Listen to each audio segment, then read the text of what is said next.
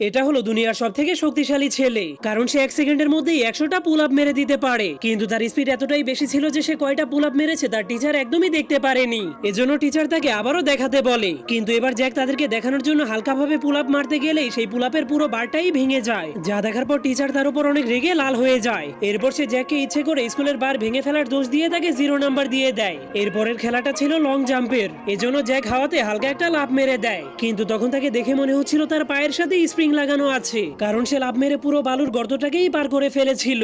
যা দেখে সবগুলো স্টুডেন্ট অনেক অবাক হয়ে গেলেও টিচার তাকে বলে, তুমি বালির পুরো গর্তটাকেই পার করে ফেলেছো, এজন্য তোমাকে 0 নাম্বার দেওয়া হবে। এরপরের খেলাটা ছিল 100 মিটারের দৌড় প্রতিযোগিতা, এজন্য রেস শুরু হয়ে গেলেই সব স্টুডেন্ট দৌড়াতে শুরু করে দেয়। কিন্তু জ্যাক কিছু একটা ভাবতে ভাবতে সেখানেই দাঁড়িয়ে ছিল, কিন্তু তার হুঁশ ফিরে আসলেই সে এমন জোরে একটা লাফ মারে যে সে সোজা হাওয়াতে উড়ে যায়। কিন্তু সে নিচে নেমে আসলেই সবাই দেখতে পায় যেখান থেকে সে দৌড় শুরু করেছিল সেখানে অনেক বড় একটা গর্ত হয়ে গিয়েছে, যা দেখে মনে হচ্ছিল সেখানে একটা উল্কাপিণ্ড